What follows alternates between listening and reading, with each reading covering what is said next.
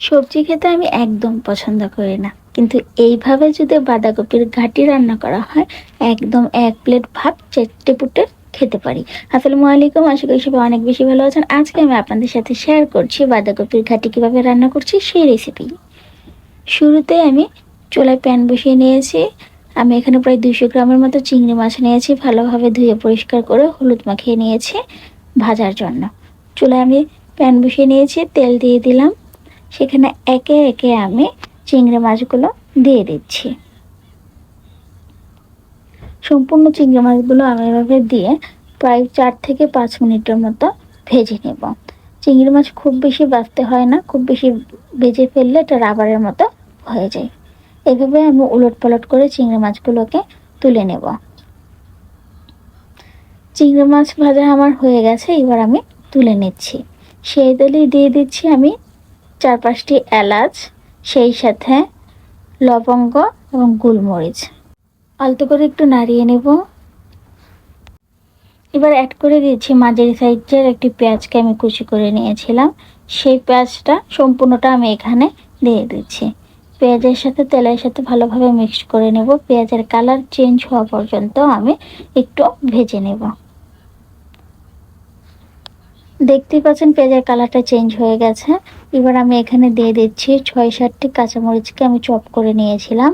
সম্পূর্ণ কাঁচামরিচটাকে আমি এখানে দিয়ে দিয়েছি। আমি এখানে 2 কালারের কাঁচামরিচ ব্যবহার করেছি, চাইলে আপনারা 1 কালারের কাঁচামরিচও ব্যবহার করতে পারেন। এবার খুব ভালোভাবে একটু কষিয়ে নিয়েছি। ভালোভাবে কষানো হয়ে গেছে, দিয়ে দিচ্ছি 1 চামচ আদা বাটা, 1 চামচ রসুন বাটা।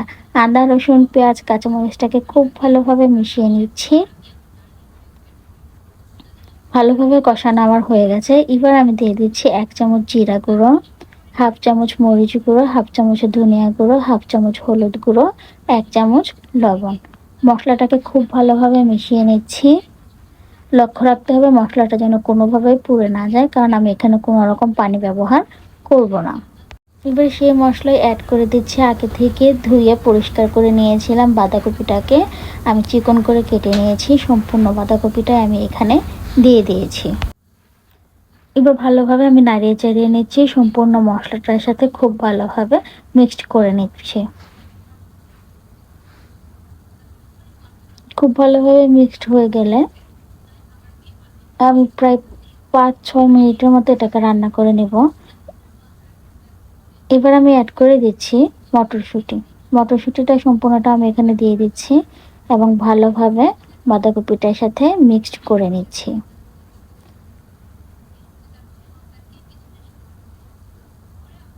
ভালোভাবে মিক্সড করে আমি ঢাকনা দিয়ে ঢেকে দেব। ঢাকনা তুলে এবার আমি একটু ভালোভাবে নাড়িয়ে চাড়িয়ে দেবো। দেখতেই পাচ্ছেন অনেকটাই সিদ্ধ হয়ে গেছে এবং অল্প অল্প পানি উঠেছে। সেই পানিতে সম্পূর্ণটা রান্না হবে। এবার উপর থেকে ছিটিয়ে দিচ্ছি 1 চামচ শাহি গরম মশলা। শাহি গরম মশলাটা দেওয়ার পর খুব ভালোভাবে আমি বাঁধাকপি মটরশুঁটির সাথে মিশিয়ে নেব। এবার অ্যাড করে দিচ্ছি আগে থেকে ভেজে রাখা চিংড়ি মাছটাকে। সম্পূর্ণ চিংড়ি মাছ এখানে দিয়ে দিলাম।